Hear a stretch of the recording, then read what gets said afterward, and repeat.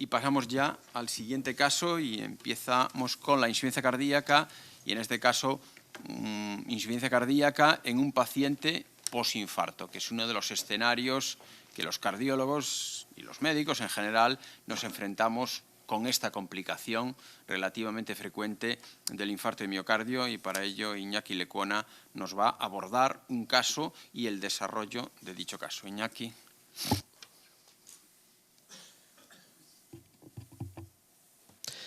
Muy buenas tardes. Saludar a todos los que nos siguen a través de la red. Muchos grupos en España, hospitales, compañeros que nos están escuchando también en Sudamérica, y un saludo desde aquí, desde España. Es un placer teneros en este foro. Agradecer, como no, a la Sociedad Española por la invitación y a los laboratorios Rovi también por tener esta beca no condicionada. El caso que voy a comentar es un caso clínico de un paciente que tiene una insuficiencia cardíaca postinfarto agudo de miocardio. Se trata de un caso que he visto hace aproximadamente 3 semanas. Es un varón de 48 años que ingresa en nuestro servicio por disnea progresiva de unos 7 días de evolución hasta hacerse de reposo, coincidiendo con una clínica de tos con expectoración amarillenta, sin fiebre termometrada ni dolor torácico, y que ya tenía antecedentes de cardiopatía isquémica. Su situación basal es 2,3 de la NIA, y el tratamiento base que llevaba el paciente era furosemida, 40 miligramos, un comprimido y medio diario, eplerenona, 25 miligramos, un comprimido diario, carvedilol, 6,25, un comprimido cada 12 horas, enalapril de 5 miligramos, un comprimido cada 12 horas, fluvastatina de 80 miligramos, un comprimido también cada 24 horas, ezetimiba de 10 miligramos y un protector gástrico. Entre los antecedentes familiares no había historia de cardiopatía isquémica ni muerte súbita en la familia. En cuanto a los antecedentes personales, se trataba de un exfumador. Desde hacía 5 años no fumaba el paciente, era un hipertenso esencial, presentaba una hernia hiatal y había sido etiquetado de enfermedad pulmonar obstructiva crónica de grado leve con tratamiento broncodilatador ocasional. En cuanto a la historia cardiológica, es bastante singular. Es un caso de cardiopatía isquémica, pero realmente es un caso singular. Fue diagnosticado en otro centro del País Vasco a los 24 años de una anomalía coronaria, concretamente un origen anómalo de la coronaria izquierda con salida desde la arteria pulmonar, lo que conocemos como en las siglas inglesas ALCAPA. Fue intervenido. Insisto que no pude conseguir los datos de la intervención quirúrgica mediante una triple derivación aortocoronaria con mamaria interna a la descendente anterior y vena safena a la obtusa marginal y a la descendente posterior. Cuando tenía 38 años presentó un infarto agudo de miocardio anterior y una disfunción ventricular secundaria de grado moderado severo, conocida desde entonces, y por aquel entonces, 2 meses después, se le colocó un DAI monocameral por presentar rachas de taquicardia ventricular polimórfica. Por tanto, nos encontramos ante un paciente con una insuficiencia cardíaca de origen isquémico, con una clase funcional 2,3 de la NIA, y en los últimos 12 meses, en el último año, se constataban 3 ingresos por insuficiencia cardíaca y 2 ingresos por dolor torácico, insisto, en otro hospital. Tenía clínica de angina o equivalente anginoso. Era difícil precisar esto con emociones y esfuerzos moderados, y parece que el paciente era adherente al tratamiento. Recordar simplemente a título de recordatorio que cuando tenemos una anomalía de salida de la arteria descendente anterior desde la arteria pulmonar, vemos en el eco como aquí en el tracto de salida del ventrículo derecho, sobre todo a nivel de la arteria pulmonar, pues se ve un recorrido de arteria coronaria.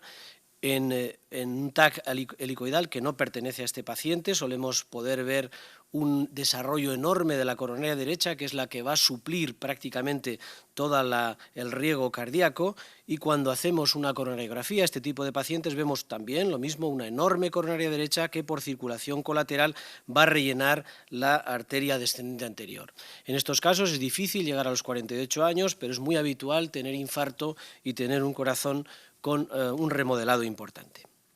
En cuanto a la exploración, cuando entró en el hospital tenía una disnea de reposo, tenía una presión arterial de 113/66, una frecuencia cardíaca de 97, respiraba 18 por minuto, tenía una saturación de oxígeno 92, el índice de masa corporal era de 29, presentaba una plétora yugular y los latidos carotídeos eran rítmicos y simétricos. En la auscultación cardíaca presentaba unas revoluciones rítmicas con galope por tercer y cuarto ruido y un soplo de insuficiencia mitral. En el pulmón presentaba roncus y sibilancias universales, así como crepitantes bivasales. Tenía una cicatriz de esternotomía, en la exploración abdominal tenía una hepatomegalia de 2 centímetros y en las extremidades edemas maleolares bilaterales.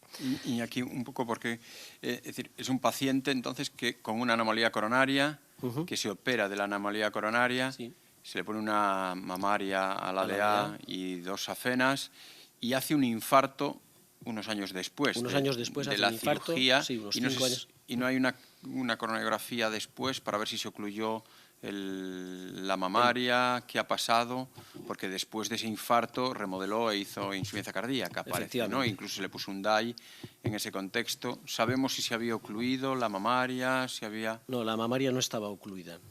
Ahora presentaré la coronografía que hicimos en nuestro hospital porque no hemos podido conseguir de otro hospital donde estuvo, no pudimos conseguirla. A pesar de haberla pedido, no hemos sido capaces de conseguirla. Y es que no me ha quedado del todo claro. El paciente a los 24 años se le opera de la anomalía coronaria, sí. Se le pone una mamaria y 2 safenas. Sí, sí. Eso me parece un poco sorprendente porque estos pacientes, en general, lo de la mamaria lo entiendo. Una mamaria que iría a la coronaria izquierda, pero a los 24 años no se suele tener cardiopatía isquémica. Entonces no me queda muy claro lo de las 2 safenas.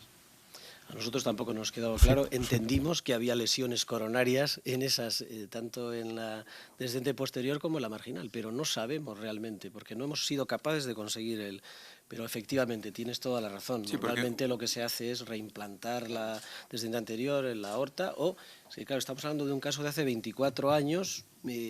Yo no sé el cirujano que lo manejó, de qué forma o manera lo manejó, pero el caso es que en el reporte quirúrgico venía como una mamaria, y luego la veremos, a la descendente anterior, y 2 safenas a descendente posterior y marginal. O sea que esto es lo que nosotros conocemos. Entonces, en el electrocardiograma que ahora presentaré, presentaba un ritmo sinusal a 97 por minuto, con un bloqueo de rama izquierda y un bloqueo AV de primer grado, y una zona inactiva anterior extensa. La radiografía de tórax tenía un índice cardiotorácico de 58 y una redistribución clara a campos superiores. En el ecocardiograma, un ventrículo izquierdo severamente dilatado, con disfunción sistólica en torno a 24%, y presentaba una aquinesia escara postero-inferior, aparte de una hipocinesia severa en el resto de los segmentos. En la analítica, una glucosa de 130, una urea de 29, una creatinina de 0,83, la troponina T ultrasensible era normal, los iones también, 12.700 leucocitos con ligera desviación izquierda, hemoglobina 12,8, hematocrito 39, plaquetas 178.000, había cierta alteración de enzimas hepáticos, el EGFR estaba por encima de 60 mililitros minuto y el NT-proBNP de entrada era 5.827 y estaba con una ligera hipoxemia respirando aire ambiente. Presento el electrocardiograma, como podéis ver en la imagen, es un ritmo sinusal, a frecuencia cardíaca de 97 por minuto, presenta un bloqueo AV de primer grado, morfología de bloqueo de rama izquierda y zona inactiva anterior extensa, como he mencionado anteriormente.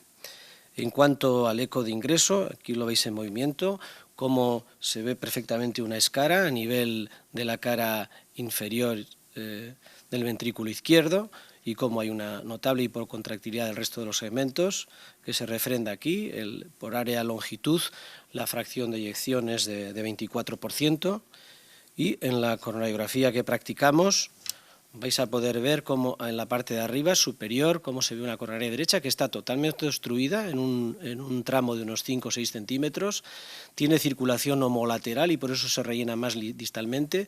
Podéis ver también el cable del marcapaso, del DAI. Aquí veis como uno de los puentes de safena está ocluido y aquí podéis ver en el bypass, cómo se rellena la descendente anterior, desde el bypass de mamaria, que está aquí arriba, que está totalmente permeable, cómo se llena la descendente posterior y retrógradamente va hacia lo que podría ser pues, el tronco. De modo que esta es el eco y esta es la coronariografía del paciente. Sorprende la enfermedad coronaria en los lechos nativos, es decir, aparte de anomalía coronaria, tenía mucha enfermedad tenía coronaria una coronariopatía aterotrombótica. muy severa, aterotrombótica. Probablemente tuviera lesiones. Y por eso, hasta recuerda una hipercolesterolemia familiar o alguna cosa así, sí, ¿no? En este contexto. Sí. Sí, de hecho él estaba tomando, como he dicho antes, fluvastatina y ezetimiba porque tenía unas cifras, ya venía con ese tratamiento desde el hospital, o sea que probablemente, igual era una tenía una familiar dislipemia mixta. familiar, aunque no tenía una historia en primer grado de muerte súbita ni de cardiopatía isquémica en su padre, ni en su madre. Por tanto, el juicio diagnóstico, cardiopatía isquémica crónica revascularizada, disfunción sistólica, infarto anterior, triple derivación aortocoronaria, con mamaria interna permeable y safenas ocluidas, angina ocasional, daño no funcionante, insuficiencia cardíaca descompensada por infección bronquial e hipertensión arterial esencial. En urgencias fue sometido a oxigenoterapia, antibióticos, fluidificantes del esputo, diuréticos y broncodilatadores. Y en planta, diuréticos intravenoso, se ajustó la dosis de epinenona, se comenzó la titulación del carvedilol porque fue suspendido en urgencias, una cosa que sucede muy habitualmente en los servicios de urgencias. Se cambió el enalapril por ramiprilo para utilizar un fármaco 24 horas, se hizo un balance hídrico negativo importante, aumentó la creatina plasmática hasta 1,24, aunque al alta fue de 0,93, y el tratamiento al alta fue carvedilol 6,25, medio comprimido cada 12 horas, furosemida 40 miligramos en 2 tomas, epinenona 50 miligramos, ramipril 5 y bavradina de 5 miligramos cada 12 horas y medidas dietéticas con relación a sal, peso, pauta flexible de diuréticos y completamos el tratamiento antibiótico a los 5 días. El paciente fue citado a las 3 semanas aproximadamente, acudió a los 20 días a la consulta precisamente para valorar si se podía beneficiar o no de resincronizador porque tenía bloqueo de rama izquierda, disfunción importante, aunque conocemos bien que los pacientes isquémicos que ya tienen una sincronía tan grande y una disincronía por las alteraciones de contractilidad segmentaria, pues realmente la resincronización a veces no sirve o sirve para poco. ¿Podemos hacer algún comentario aquí? ¿Cómo no? Que viene un poco... ¿Qué os parece, Gonzalo? ¿Qué te parece el tratamiento con el que sale, la dosis de beta bloqueante? El conjunto se trata de un paciente bastante joven, con cardiopatía isquémica precoz y cardiopatía isquémica muy agresiva, porque aparte de la anomalía coronaria, que eso no tiene mucho que ver, la enfermedad en los lechos nativos es muy importante. Por tanto, igual pensar en alguna, si se descartó hipercolesterolemia familiar, o seguramente podría tener incluso algún tipo de dislipemia, esta hiperlipemia mixta, que también tiene este origen familiar. ¿Te parece optimizado? ¿Harías algo más? ¿Cambiarías? La verdad es que el hecho de que haya un tratamiento antibiótico por medio me hace pensar que el paciente pudo ingresar desestabilizado por una infección respiratoria de vías altas. Por tanto, estos cuadros son muy frecuentes en los pacientes con insuficiencia cardíaca que muchas veces se desestabilizan por fenómenos respiratorios de infecciones bronquiales agudas y en estos casos lo que hay que hacer es un poco lo que se ha hecho aquí, es en el momento inicial intentar limitar el uso de beta bloqueantes, pero no retirarlo porque no hay necesidad de retirarlo, quizá reducirlos un poco, pero no retirarlo porque enseguida los pacientes taquicardizan mucho y eso empeora la situación clínica. Y al alta he visto que no se ha modificado, no se ha hablado del tratamiento con fármacos para el colesterol, por lo tanto lo imagino bien controlado. Las dosis de fármacos he visto que son bajas, probablemente, salvo la epinenona, una dosis de 50 miligramos, probablemente por tensiones bajas durante el ingreso. No sé si quieres hacer algún comentario. Sí, no, los comentarios me parecen totalmente procedentes. Yo creo que una de las principales causas de reingreso por insuficiencia en pacientes que tienen una miocardiopatía dilatada o cardiopatía isquémica por lo menos en el norte de España, desde luego es la reinfección bronquial, es el 40% de las causas de reagudización va por ahí. Y de ahí que los equipos multidisciplinares que ahora estamos trabajando deban atender esta complicación a menudo muy banal, pero si se atiende de forma muy temprana, pues se consigue manejar el reingreso, el que no haya reingreso. Y por otra parte también pues hacer una cierta advertencia acerca de muchas veces de los fármacos que se utilizan para estas reagudizaciones, que son antibióticos, pero muchas veces son fluidificantes del esputo que contienen mucho sodio y que hace que los pacientes se puedan reagudizar precisamente, hagan una retención hídrica precisamente por el exceso de sodio. De modo que yo creo que en estos pacientes es muy importante la planificación del tratamiento en el alta y evitar el reingreso en base a una atención precoz de la reagudización bronquial, lo mismo que a la utilización de vacuna antigripal o antineumocócica en caso de que hubiera tenido este tipo de problema. Aquí hay varias preguntas continuadas sobre cómo iniciar ivabradina en la insuficiencia cardíaca aguda. Este sería una insuficiencia cardíaca agudamente descompensado, con descompensación aguda. Si esperar a la optimización del beta bloqueante, que aquí en este caso está con una dosis baja de beta bloqueante, está a 6,25 cada 12. Es decir, alguna consideración sobre el inicio de ivabradina durante la hospitalización de estos pacientes, ¿no? Sí, las guías nos señalan realmente que el betabloqueante hay que ir titulándolo generalmente despacio y cada 2 semanas. En el adendum de las guías europeas nos señala precisamente eso. Pero nosotros en práctica clínica sabemos que muchas veces esa titulación del betabloqueante, sobre todo en casos que tienen disfunción ventricular muy importante, tarda mucho tiempo. Tardamos a lo mejor una media de 2-3 meses en obtener esa frecuencia cardíaca. Lo que yo he hecho o lo que nosotros hacemos no tiene nada que ver con lo que dicen las guías. Somos un poco iconoclastas y yo, por supuesto, estoy aquí en la Sociedad Española y no puedo refrendar esta idea oficialmente. Pero desde luego nosotros tenemos una gran tendencia ahora para conseguir la titulación del betabloqueante a poner ivabradina de forma inmediata. ¿Por qué razón? Porque no afectamos para nada la función ventricular, que es una cosa muy importante, no afectamos para nada la presión arterial, que suele ser un problema en estos casos, como tú bien has comentado anteriormente, y realmente sí conseguimos manejar la frecuencia cardíaca lo suficiente para luego ir aumentando las dosis de betabloqueantes y conseguir la titulación óptima. Incluso tenemos pacientes a los cuales hemos llegado a 7,5 de ivabradina, y hemos ido poco a poco aumentando el betabloqueante y luego hemos tenido que reducir la dosificación de ivabradina, que suena un poco raro, ¿no?, a 5 miligramos, porque hemos sido capaces de llegar a la dosificación de betabloqueante. De modo que estamos absolutamente persuadidos de que el betabloqueante es lo que hay que utilizar, esto es seguro, no tenemos ninguna duda, pero a titularlo a las dosis que se pueden tolerar o que son aconsejadas por los ensayos clínicos es bien difícil. Y estamos introduciendo la ivabradina en las fases más precoces. No está sujeto a guías, insisto, esto es así. Manuel. Yo tenía 2 comentarios. Nosotros también tenemos mucha experiencia en titulación rápida de betabloqueantes durante el ingreso. De hecho, la tenemos publicada y yo creo que es válida, teniendo algunas precauciones. Quería comentar el betabloqueante elegido. También es el que usamos más nosotros, que es el carvedilol. Pero justo este paciente tiene un diagnóstico de POC en el que no me ha quedado del todo claro, habría que profundizar un poco en ese diagnóstico. En cualquier caso, ingresa con sibilancias. Y nuestra experiencia es que, como es bien sabido, el carvedilol no es un betabloqueante que sea cardioselectivo y tiene un efecto pulmonar bastante relevante, y que justo en este tipo de pacientes es donde nosotros los cambiamos a bisoprolol y tenemos varios casos de pacientes que toleran mal el carvedilol y que toleran mejor el bisoprolol. Entonces, yo una cosa que haría sería el plantear el cambiar el bisoprolol y también estudiar un poquito más el problema pulmonar de este paciente. Hay que tener en cuenta que, como ya se ha mencionado, es un paciente muy joven, 48 años, tiene una disfunción ventricular muy severa. Antes del ingreso estaba en una clase funcional 2-3/4, con lo cual es un paciente que yo creo que hay que tener en mente al menos otras alternativas terapéuticas. Se ha mencionado el resincronizador. Hay cosas que gustan, tiene un bloqueo B de primer grado, tiene un QRS que es bastante ancho, hay otras cosas que no gustan tanto, como sea la escala que tiene, pero bueno, es una opción que habrá que tener en mente. Y también el trasplante cardíaco. Si este paciente no tiene contraindicaciones, persiste en esta clase funcional, con el árbol coronario que tiene, con la disfunción ventricular que tiene, con 48 años, yo creo que hay que tener esa alternativa en mente, ¿no? Sí, de todas formas, habría que procurar optimizar el tratamiento médico al máximo, ver un poco cuál es la respuesta del paciente a esta optimización y este tipo de alternativas. Aquí hay muchas, plantear resincronización.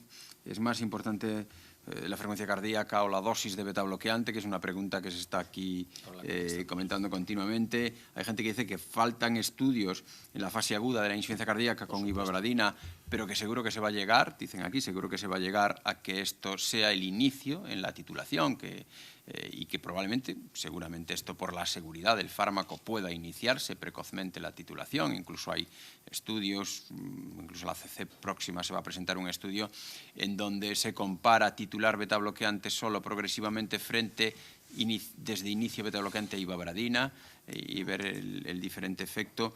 Hay muchos estudios sobre esto, o muchas preguntas sobre titular, optimizar el tratamiento médico y el papel de la frecuencia cardíaca como probablemente también mediador de la progresión de la enfermedad.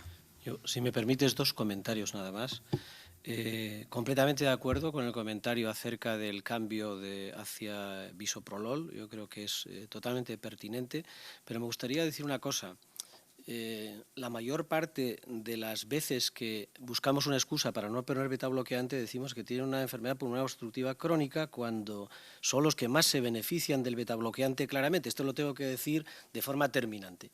Aquellos que tienen hiperreactividad bronquial o son asmáticos no suelen tolerar bien el beta-bloqueante y suele estar contraindicado formalmente. Pero precisamente los pacientes con enfermedad pulmonar obstructiva crónica, que por cierto son el 30% de los isquémicos, se benefician muy mucho del beta-bloqueante.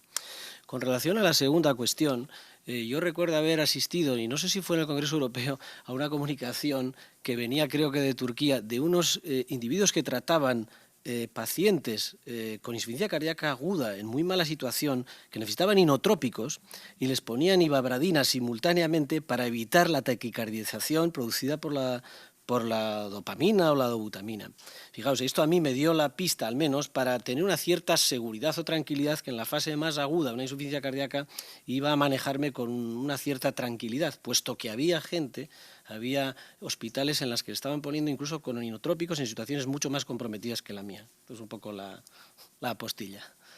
Bien, es cierto que vamos a intentar que la utilización de guías, los fármacos sea lo más reglado posible y no empezar a...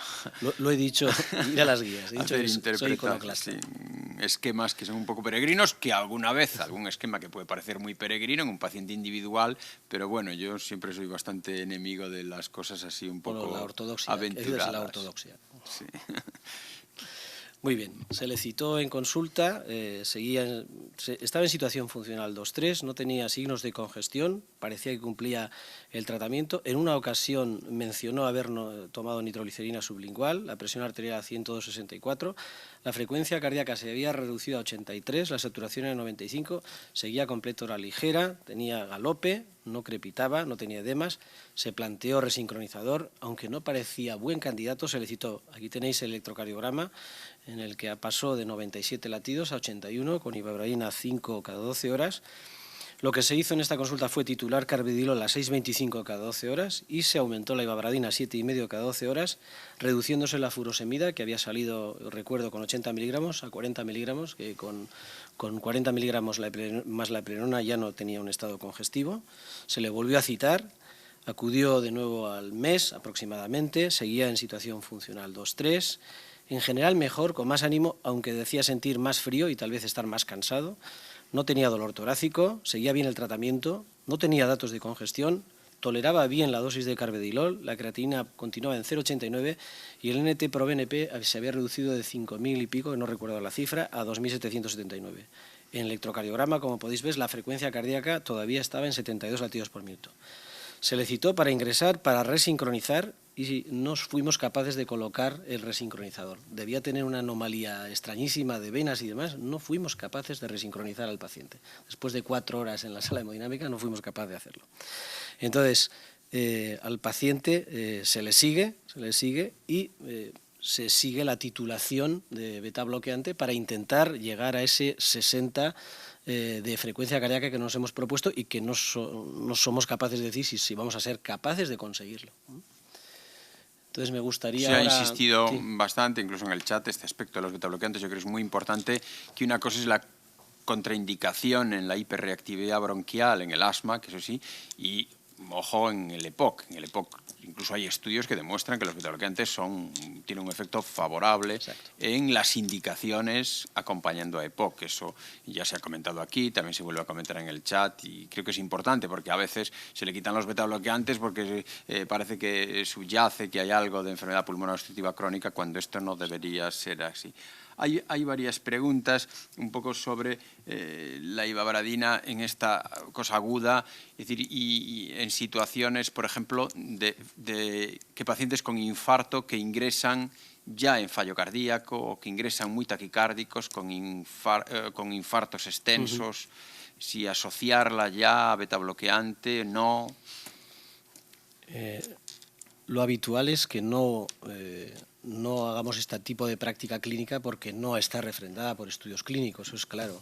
En la fase más aguda de unidad coronaria nosotros todavía no lo hacemos, pero cuando ya pasan a planta de cardiología no tenemos ningún inconveniente. Lo mismo que, como nos han comentado anteriormente, titular más rápidamente los betabloqueantes. Siempre que un paciente esté bien vigilado, yo creo que no hay ningún problema en este sentido, pero yo personalmente no tengo experiencia en la fase más aguda de una descompensación con edema agudo de pulmón o cosas por el estilo, utilizar ivabradina. No tengo. Y creo que no hay nada en la literatura que todavía pueda soportar esa actitud. Sí, ensayos clínicos en marcha, sobre todo el Signify y alguno más puede ser que nos aporten una información relevante en este tema, ¿no? Claro. En la taquicardia durante la fase aguda y el papel que la taquicardia puede jugar en el remodelado y en la progresión de remodelado, a veces remodelado rápido, en infartos extensos, ¿no? Aquí también plantean que si no se pudo poner resincro por vía venosa, ¿por qué no se intentó resincro epicárdico? Bien, es cierto que el paciente, como Iñaki comentó, pues tenía características favorables a resincro, que es, bueno, la edad, la anchura del QRS, pero también tenía características que hacen que igual el resincro, pues sobre todo la escara en este tema de la cardiopatía isquémica, pero bueno, aquí dicen que por qué no se intentó epicárdico. Me interesaría hacer un comentario con relación al resincro, porque creo que esta semana salió en JACC un subestudio del MADIT en relación a qué pacientes se pueden beneficiar más de la resincronización, y realmente parece que está cambiando un poco el paradigma en el sentido de los que más se benefician también, no sabemos bien cuáles son los respondedores, ¿no? Pero los que más se benefician tal vez sean aquellos que tengan una función ventricular no tan mala como los que, es decir, hablar de que estén mejor con una fracción de eyección de 35 en vez de 30, pero esos parece que son los que más se benefician. En este sentido, se me ocurría o estaba pensando en alto anteriormente para decir que, claro, las guías nos señalan ivabradina en pacientes con insuficiencia cardíaca y fracción de eyección de menos de 35 con frecuencia cardíaca superior a 70, pero en realidad tal vez haya un subgrupo de pacientes que también tenemos en práctica clínica, que tiene una función ventricular entre 35 y 40, que a lo mejor si uno es más laxo o menos estricto, tal vez se pudieran beneficiar también de esta actitud. Sí, no, bueno, el tema del resincro es un tema muy interesante de identificar a los que realmente se van a beneficiar y esas características, sobre todo de la anchura del QR, lo elemental que aparece en las guías, pero también no esperar a que el paciente esté absolutamente deteriorado, con ventrículos súper dilatados y depresiones muy severas, porque en esa situación el resincro, como ya medida desesperada, pues es desesperada y no suele funcionar. De ahí que en las guías y datos de análisis de diferentes ensayos clínicos y bases de resincro indican que quizás habría que adelantar un poquito la indicación de resincro con buenos resultados, porque la resincro también es muy operador dependiente y la resincro tiene que ser hecha con las garantías de que los electrodos se colocan en los sitios adecuados, ¿no? Si tu queréis presentación, sí. Si queréis hay algún comentario preguntas, más. Sí, porque hay varias preguntas con relación a la frecuencia, si queréis hago algún comentario más que tenía preparado. Sí, pero ¿sí? quizás Sí, o contesto alguna pregunta. Sí. Breve antes de acabar, porque hay varias preguntas aquí. Si el paciente, bueno, hay varios comentarios que pensaba hacerle a Manuel, pero ya se pueden hacer aquí porque están repetitivos, sobre en insuficiencia cardíaca con función sistólica normal, es decir, con función sistólica preservada, el papel en estos casos, e incluso en pacientes que desarrollan insuficiencia cardíaca en el contexto del infarto, no tienen una depresión, como tú comentabas antes, no tienen una depresión, que suelen ser ancianos habitualmente, no tienen una depresión grande de la función sistólica y pueden desarrollar insuficiencia cardíaca también en el contexto de cierto grado de disfunción diastólica en la fase aguda o incluso ya no tan agudo el papel de ivabradina, y que enlaza un poco con el comentario que tú hiciste antes de que podría utilizarse sin fracciones de eyección tan deprimidas, ¿no? Sí, yo estoy completamente de acuerdo con este comentario, pero vamos, yo creo que es un poco una hipótesis de trabajo más que una realidad, ¿no? Tenemos que esperar a que salgan trabajos y que podamos, ensayos clínicos, y podamos refrendar esta idea, pero ciertamente, efectivamente, un fármaco que no baja la presión arterial, un fármaco que reduce la frecuencia, un fármaco que ayuda a remodelar el corazón, porque recuerdo que recientemente, o hace un año y pico, hay un metaanálisis que creo que es de Kramer, en el que con cualquier fármaco que sea, mirando 30 o 40 ensayos clínicos, con cualquier fármaco, cualquier artilugio que haga que el corazón se remodele de una manera más, o sea, que no se remodele a peor, sino que haga un buen remodelado, tiene que ver con el pronóstico de los pacientes. Yo creo que en este sentido la ivabradina va a jugar un papel importantísimo. Y puesto que no sabemos o sabemos poco de función preservada, yo creo que siempre estamos trabajando en el binomio presión-frecuencia,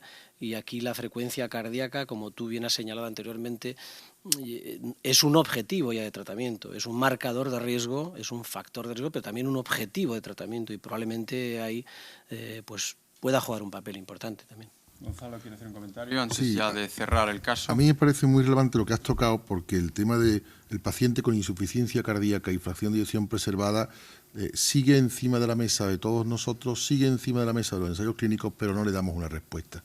Han fracasado repetidos estudios. Hoy he leído precisamente el último que se ha publicado sobre la inutilidad de la espironolactona, que ha demostrado su utilidad en pacientes con insuficiencia cardíaca y fracción de eyección deprimida, pero que acaba de publicarse como en los pacientes con fracción de eyección conservada la espironolactona no sirve, no refrenda su magia de los pacientes con insuficiencia cardíaca con fracción de eyección deprimida. Por tanto, yo creo que el papel de la frecuencia cardíaca en los pacientes con insuficiencia cardíaca y fracción de eyección conservada también es un papel a estudiar, a analizar, y probablemente los ensayos deban de dirigirse en el futuro a este tipo de tratamientos en pacientes con insuficiencia cardíaca y fracción de eyección conservada. Bien, vamos a... ¿Me vas a permitir una...? Es que no me resisto a poner mi última diapositiva. Yo había hecho una pequeña revisión, pero mi última diapositiva, mis dos últimas diapositivas, el decálogo práctico y el punto 10º del decálogo, dice: convencer al paciente de la frecuencia objetivo a alcanzar ayuda a alcanzarla.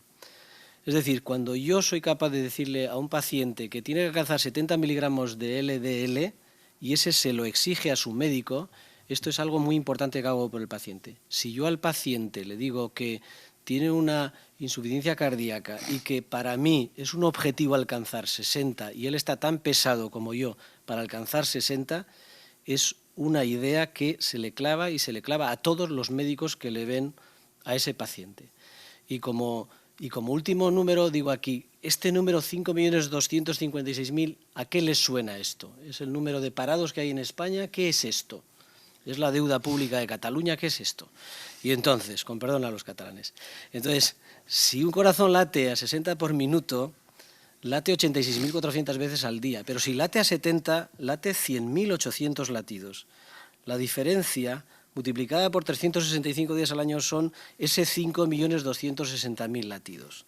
Por tanto, eso queda muy claro, queda muy clavado. Yo no sé mucho de fisiopatología, pero si mi corazón insuficiente tiene que o puede latir 5 millones de veces menos en un año, a lo mejor estoy haciendo algo bueno por mi paciente.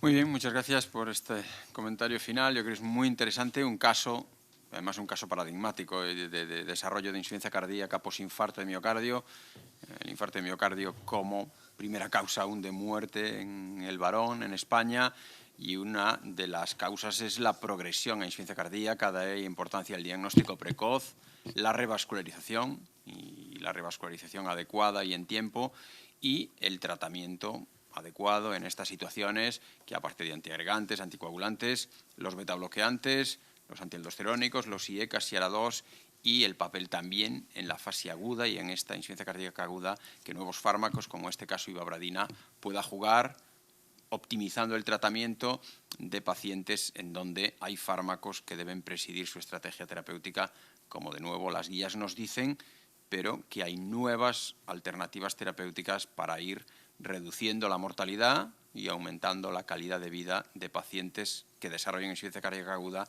en este caso insuficiencia cardíaca posinfarto.